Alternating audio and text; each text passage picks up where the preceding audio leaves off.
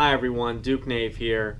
One thing that as fishermen we tend to do is not realize that when we have an off season, we don't come back in mid-season form.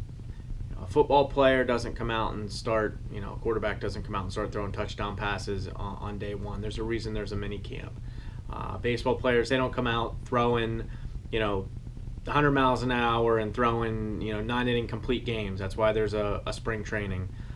Fishermen, we don't really have that. We start off with the biggest tournament of the year and go from there. So one thing that we can do this time of year is really try to get in mid-season form, and that could be taking a flipping stick and flipping outside, casting outside, whatever it might be. But one thing that we overlook a lot is actually tying knots.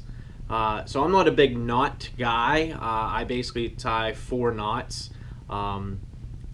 But that's one thing that we tend to overlook. We'll get out there on the water and sometimes our brain has trouble catching up to things in the beginning of the season. So like I said, I tie 4 knots basically. Palomar knot, that's my standard knot. I tie a Pitson. I use that for more open water conditions where I'm not around a lot of cover. That 3 tag end knot tends to catch more cover.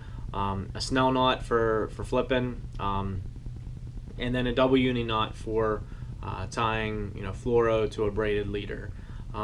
So take some time, and now's a good time as well before you change some of that line out on your reels to put fresh line on.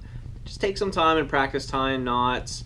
It sounds a little basic, but believe me, you'll be glad you did, and it'll make you more efficient when you get out there on the water come spring. Hope this was helpful.